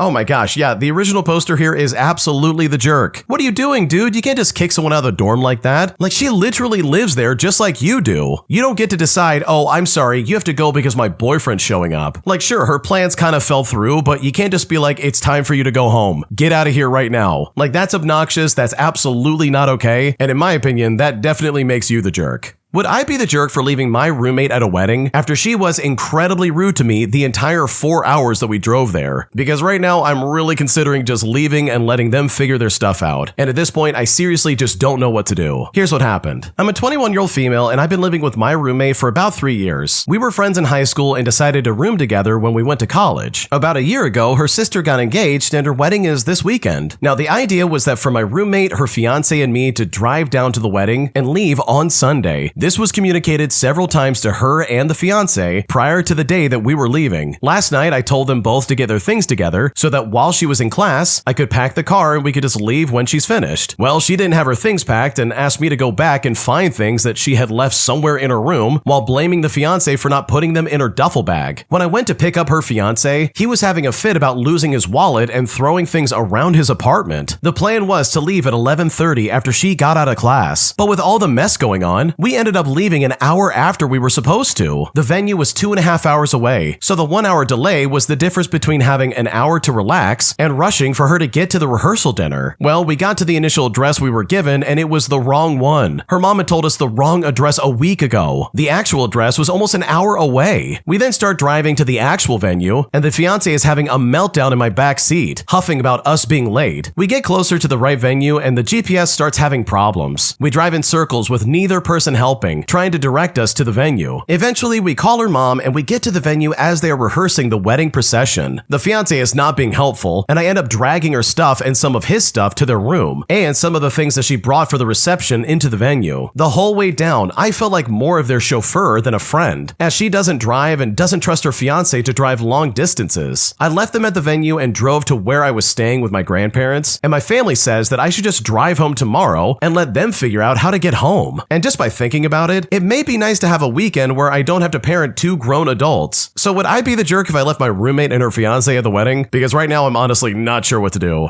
Okay, first off, this is a really crappy situation, but unfortunately, I think you really would be the jerk by ditching them and going home. It doesn't matter how they treated you. You're about to set your roommate's hair on fire and then run away and deal with it later, because you know for a fact she's gonna be super pissed when she gets back and figures out how to get home. Like if I went to this wedding and found out my roommate left because they were pissed off at me, instead of having a conversation with me, then I would be devastated. Dude, we are literally 4 hours away. What are we talking about right now? What do you mean you left and went home and said, oh, you can figure it out? Who the crap's gonna give me a ride home? Like, holy crap, that is a huge betrayal of trust. Now, don't get me wrong, I think you're completely justified to do it, but you absolutely shouldn't do it. Like, don't listen to that part of your brain. That part of your brain is like trying to sabotage your friendships, dude. Because at the end of the day, this is still your roommate. You live with them and are probably gonna be living with them for just a little bit longer. So burning a bridge like this in the middle of a wedding just seems like a terrible idea. So I think you absolutely should not do it and just suck it up and deal with it and then drive them back. But I know for myself, I would absolutely mark this as the last time I ever help them like this ever again, because their attitude and behavior was very disrespectful and you absolutely deserve an apology. My wife blew up at me after I tried to share my feelings about her sharing selfies with her male coworkers, which honestly felt really inappropriate as it was in a public environment, and right now I feel really devastated over this and I just don't know what to do. Here's what's happening. So my wife and I have been together since 2018 and got married in 2023. A few months ago, she was on a work trip to New York City and got upgraded to a really nice suite. She FaceTimed me and sent me pictures of herself and the room just to show me how nice it was. And I complimented her and I agreed that the suite was indeed very nice and I was super happy for her. Well, a few days later, I discovered that she sent those same selfies and pictures to a group of male coworkers. She usually doesn't do things like this, so I was just a little bit confused. I expressed that it made me a little uncomfortable and I asked her why she did that. And when I did, she blew up on me and yelled at me in front of other people in a public environment. On the car ride back home, she thought I was basically calling her a lady of the night, if you know what I mean, when that kind of language never even came out of my mouth. Later on, she told me that she sent the selfie to show them the room and how happy she was. And trust me, I want to believe her, but a selfie isn't necessarily the best way to show off a room. It was never a big deal for me that she did this, and I just feel like it got blown way out of proportion because things escalated so quickly. Well, recently, this topic came back up along with another situation. We have had previous discussions about one particular male coworker that she was talking to before the selfie situation happened, and we both agree that things were getting weird and she would keep things professional. However, she continued to text this guy 8 months after he left, and finally, after the second time of politely telling her it may be uncomfortable, I blew up and got upset because of it. She then stopped texting him after that, but I'm confused as to why it took her so long to stop after knowing how it made me feel. The text messages were primarily about work drama and her asking him for advice on career-related things. Overall, I think our relationship is pretty strong, but sometimes things blow up and I feel like she doesn't take how I feel about things very seriously. And at this point, I'm really not sure what to do. Okay, in my opinion, there are two big red flags here. The first one is her publicly embarrassing you over something so mundane that honestly is one of those situations where she listens and says, I'm sorry and I'll do better. Like this was not something that she needs to blow up and be like, oh yeah, I'm gonna make a scene. Because if the roles were reversed, I'm sure you would be like, oh, I completely understand where you're coming from and I'm sorry that I did that. I won't do that again, I'll try to do better. But it's like she didn't even attempt to do that. She took things to such an extreme that honestly, it made things really awkward really fast. So that's like the first red flag, but the second one is her messaging this guy literally months after you said, hey, let's stop messaging him. Like, what the crap is that all about? That is not okay. And it almost seems like she's getting pissed off because you're finding things out that she didn't want you to like see or hear about. Whether it's her like sending selfies or like talking to this guy you asked her not to talk to. So for me, in my opinion, this whole situation just seems a little bit sketchy. Am I the jerk for telling my stepmom that she can't erase my mom from my graduation party, as she says that if I include pictures of my dead mom, then this somehow undercuts her role as my my stepmom, which honestly has made things incredibly complicated, and at this point, I don't know what to do. Here's what's happening. I'm a 17-year-old female, and I graduate this year. My mom passed away when I was 10 years old, and my dad remarried when I was 14. My stepmom, who I will call Tara for the sake of the story, is fine most of the time, but she gets really territorial when it comes to anything involving milestones. Now, my aunt from my mom's side is helping plan a small graduation party at their house. She asked me if I wanted a small photo table with pictures of me growing up, and I said yes, and I asked if she could include 1 or 2 photos of my mom with me as a baby. Totally normal, right? Well, Tara found out and told my dad it's inappropriate because it undercuts her role and it makes her feel like a placeholder. She said that if guests see photos of my mom, it will make things awkward. But I told her it's literally my mom. I literally said she's not a threat, she's just my mom. She then got teary-eyed and accused me of choosing the past over the family we have now. My dad then asked me if we could just compromise by not including mom's photo just to try and keep things peaceful. But I said no. My graduation is one of the few milestones my mom never got to see, and I want her represented. But now I'm being told that I'm insensitive and disrespectful of Tara's feelings. So am I the jerk here? Because I don't know what to do.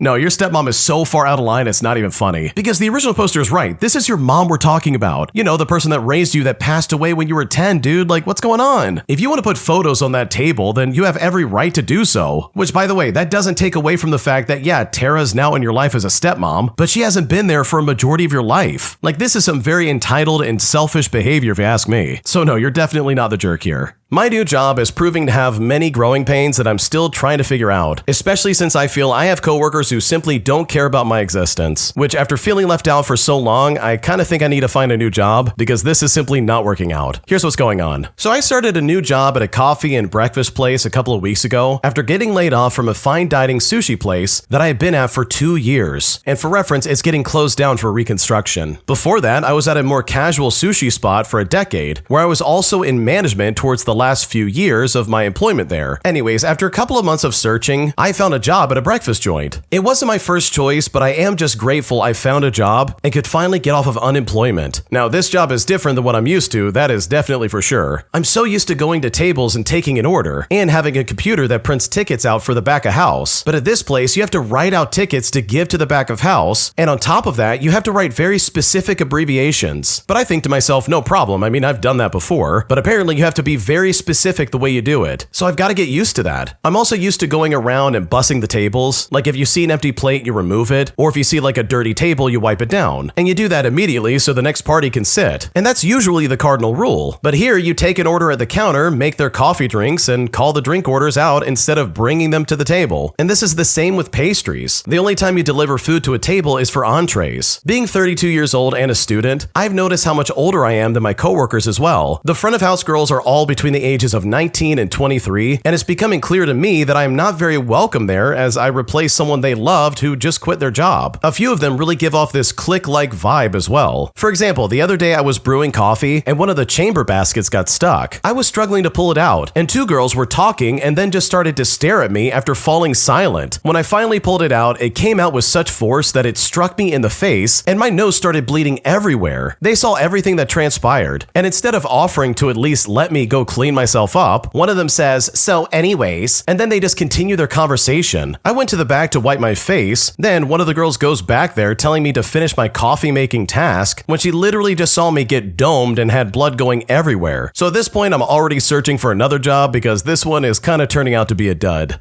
Oh my gosh, that sounds miserable. I've had coworkers like this, and let me tell you something. They will turn on you so fast it's not even funny. Before you know it, everything in that place is going to be your fault regardless of if it is or isn't. And that's not fair for you because you're literally just trying to find some place to work and like make a living. So hopefully you're able to find something quick because honestly, having coworkers like that is incredibly draining. Am I the jerk for not feeling sympathy for a friend who is supposedly poor, despite the fact that he hasn't worked for 2 years, and instead of working, he's relying on his family to support him while he goes through a training program? Because after a recent argument, honestly, things feel a little bit different between the two of us. And at this point, I don't really know what to do. Here's what's happening. Okay, so I have a friend who I will call Teddy for the sake of the story, who hasn't been employed for 2 years and is being supported by family at the moment while they go into a training program. They also have a bachelor's degree that's not very useful without a higher level, We like to play video games and talk online together every once in a while. However, things have been getting kind of awkward recently with a lot of new games coming out and me purchasing stuff after getting another job. Basically, I can tell that they get jealous when I get new stuff for myself. There's these dirty looks, comments, and irritation, and honestly, I just usually brush it off. However, last week we got into an argument after he noticed some new figures in the shelf in the background. Teddy kind of snapped and asked if it was smart of me to spend money on those things, and I said it was my money and that they were on sale and I budgeted for them. Teddy then sarcastically said that it was nice that I could just buy whatever I want when he himself was struggling, or he would have to depend on his significant other to buy him stuff. Well, when he said that, I blew up at him, and I said that it wasn't my fault that he decided to be unemployed for 2 years, and that he had tons of free time and a car and free housing, and that he could get a job right now and do training at the same time like many people do. Well, Teddy then got flustered and said that he wasn't like me, that just settles for any job, and that right now he needs to concentrate on training. I then told him that I was done talking for the night, and then I left. I then got a message from him and his younger family members saying that it wasn't right of me to shame him for being poor. Now, I asked a friend of mine and she said that I should have just said that he was being rude and then left the call and not brought up his unemployment. And since some people might ask, he is medicated for depression and has been for several years, and it's definitely way better managed than when we first met like 5 years ago. Plus, he's got a loving significant other and family around him to help out, and I think we both suspect he has like ADHD as well, but he refuses to get any kind of like diagnosis, as according to him, he doesn't want another thing wrong with him. I'm honestly undecided about how I feel, and I don't know if I'm the jerk, because right now this feels incredibly messy.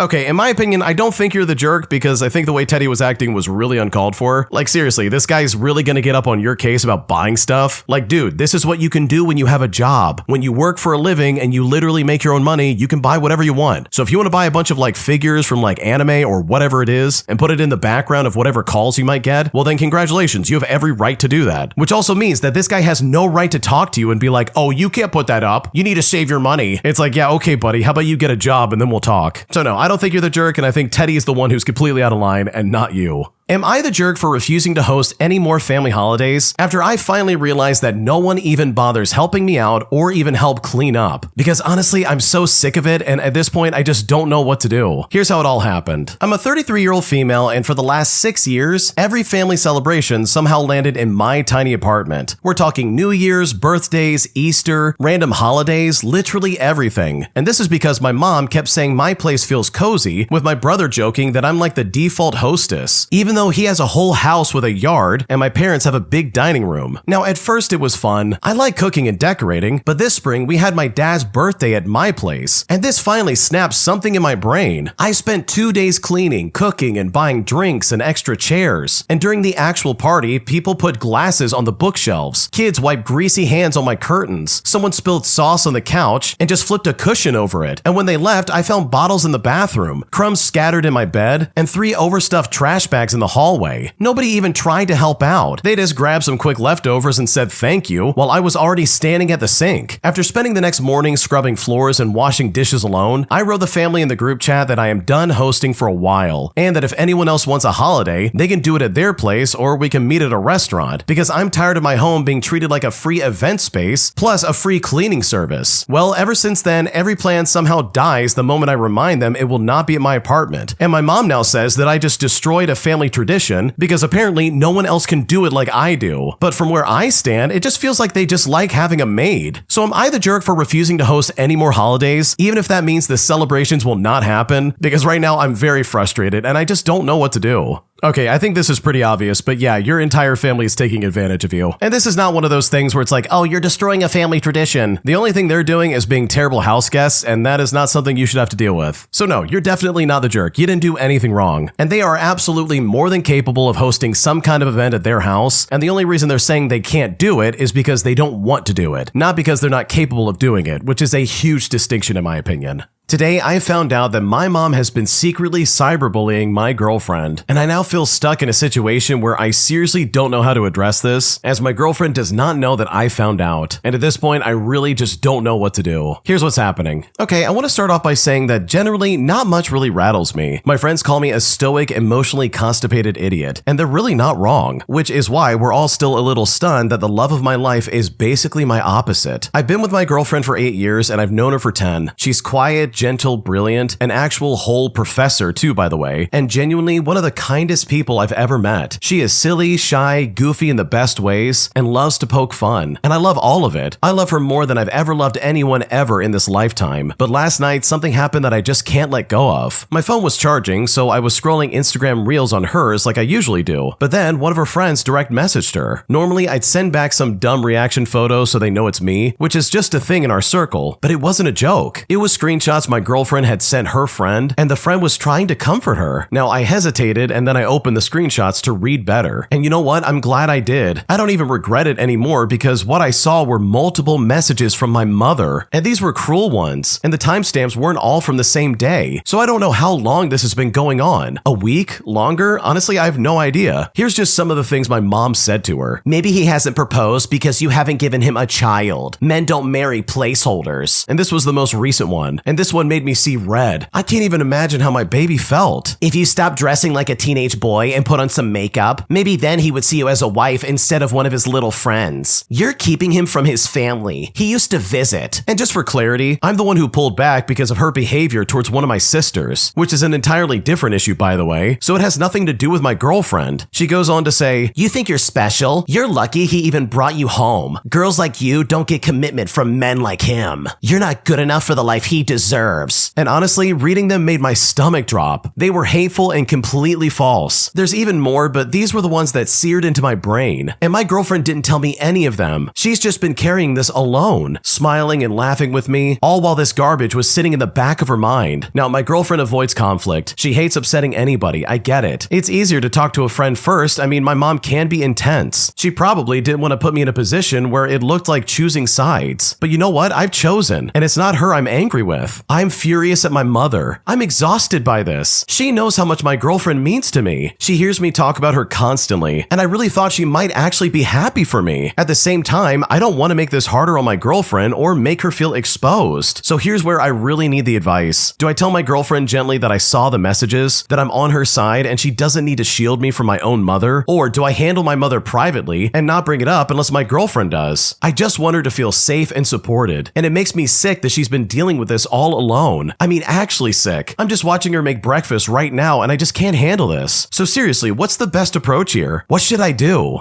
Okay, honestly, this is so messed up. Like, holy crap, your mom sucks, dude. She's been trying to like rattle your girlfriend's cage for God knows how long. And your girlfriend, as sweet as she is, hasn't said anything. She probably didn't want to upset you, and I completely understand that, but at the same time, if something really was going wrong, my God, I'm sure you would want to know about it like right now. So I know if I was in your shoes, I would absolutely go to my girlfriend first. If you want to cut off your mom from like having contact with you, that's completely fine. But I think taking the other route and trying to address this with your mom first would be a really bad move. You should definitely talk to your girlfriend first. Like, that's the best option here. And if she really is as sweet and nice as you're talking about, then I think this really will go well. I think if you just gently explain to her, kind of like what you were saying, that, hey, I saw this message pop up, and then try to get more out of her and be like, hey, what's going on? I'm on your side. Or something like along those lines. I think this really will translate into you basically showing that, hey, I'm on your side, I have your back, and I'll do whatever you need. My mom's crazy and I don't support that crap. Because seriously, your mom is absolutely out of line. She has no business messaging your girlfriend like that. Like, holy crap. That is incredibly cruel, incredibly mean, and your girlfriend definitely does not deserve that. If you like Am I the Jerk, you're probably going to love Am I the Genius. Check it out, link down below in the description. Also, go to AmITheJerk.com/submit if you would like to submit your own stories. Today, I was completely blindsided by my best friend's boyfriend as he literally confessed his feelings towards me, despite the fact that him and his girlfriend just had a baby. And right now, I'm honestly so devastated that I simply don't know what to do. Here's what's going on. Okay, for a bit of backstory, my best friend who's 30 and myself who's 34 have been friends for over 10 years. I was married to her brother for 10 years, but unfortunately, he was unfaithful and our marriage has ended as of this year. I've been separated from my husband for almost a year and in the process of the divorce, but my best friend and I are still close and our dynamic has not changed. She met a guy 9 years ago and they've been together ever since. And all of us hung out together all the time. We've been on family trips, hosted holidays at each other's houses, we've had birthday parties, just about anything that you can name, we've pretty much done. Like all of us were practically inseparable. My best friend's boyfriend and I have had our ups and downs because in the beginning I hated the way he treated her. He would be disrespectful and say backhanded remarks. He would be rude to the family and more, but she just stayed with him. I've been very vocal throughout the years that I did did not like him and that she deserved better. But I stopped saying all that because she was going to stay with him and I respected her and I just kept my mouth shut. Years have flown by and my husband and I had our first child 2 years ago after being married 10 years. A couple years later, my best friend and her boyfriend had their first child together this year in June. We were all so excited, even though I'm going through my marital problems, and I was excited that we could raise our kids together. Even though her boyfriend and I have had our differences, I finally just decided to put everything aside and give like a clean slate to be better friends. Well, fast forward to the beginning of October of this year, and I've been making steps to slowly show that I'm no longer with my husband, and I even changed my name on social media back to my maiden name. All of my family and my husband's family supports me, but I'm still heartbroken and just very depressed at the situation that I'm in, especially with just getting divorced in the first place. My best friend has always been there for me, and I go over just to vent and just to be around her because she truly does get my mind off of everything. Her boyfriend is usually there too, and he will chime in with his thoughts about everything and just apologizes about what I'm going through. Since I've made an effort to become better friends, I've been talking to him more and just checking on the baby. My best friend said it's nice that I started a clean slate with him, and she feels relieved that she could just relax around us. So I told her that I never meant to make her feel that way, and I just wanted her to be happy. October came and went, and everything was going great, and I started to be around my best friend more to help her with the baby and not have any sort of issues with her boyfriend, and it's been really comfortable and really nice. But at the beginning of November, I noticed that my best friend and her boyfriend haven't really been texting me much as of late. So I gave her a call and I asked her if everything was okay, assuming it was just being in the new baby trenches. But you know what? I was completely wrong. She told me that her boyfriend told her that he no longer wanted to be with her and that he has fallen out of love with her. And on top of that, he's been feeling unhappy for a long time now. They had a huge fight and almost ended things, but they both agreed to try and reconcile for the baby. I was shocked and immediately just wanted to help her out. In fact, I've been checking in on her every day, making sure she's okay, and I even stopped any communication with her boyfriend. He would message me and I wouldn't reply because of what he was putting her through, so I just decided to stay quiet. Well, fast forward to yesterday and I posted a selfie on social media and he actually messaged me saying that I was beautiful. And I was like, what is happening right now? You're with my best friend. Is this a joke? He then replied by saying that they're going through some hard times and that while he has love for her, he's no longer in love with her, as well as the fact that things happen behind closed doors. Just all this stuff. And I'm like, okay, what is going on right now? I then told him that he needs to stay with her and work it out. They just had a baby together. He then tells me that he has something for me and proceeds to send me a letter he wrote for me saying that he has feelings for me and always has, that he's been with the wrong person for years. Just multiple pages of his feelings towards me. And my first reaction was shock and rage. Like, why in the world are you doing this? Especially to my best friend. And then I became heartbroken and disappointed for my best friend. How dare he have the audacity to do this? And especially knowing my situation, why would he ever think this would be okay? So I said that he was confused on his feelings and I would absolutely never do this to my best friend because I love her so much and that he's selfish and inconsiderate to do this to her. But he said he's never been more crystal clear in his life on what he wants and he doesn't regret telling me how he feels. I then asked him if she knows about the letter or that he's had feelings for me and he said no. I then said to him, well, I see her tomorrow, which is now today, so you need to tell her. And to that, he didn't say anything. So at this point, I really need some help. I have to tell her. Like, my stomach has been in knots all day and my heart feels very heavy. I don't know what to do. I don't know how to approach this. I don't want to sit with this information for days or weeks. I want to tell her, but I don't know if I should just show her the letter. If my husband wrote this about another woman, it would destroy me. And her boyfriend's not going to tell her because in the letter, he said it was just meant for me. If I tell her what's going on, I'm afraid our dynamic will change. But I didn't do anything and I would never be with him. Like, I cannot express to you how much that would never happen. Even though I didn't do anything but literally exist, I feel extremely guilty that I have to be the bearer of bad news. I want to support her and I know she knows I'm always on her side and never against her, but I'm afraid she's going to shoot the messenger. I don't know. I mean, I see her in a few hours. What should I do?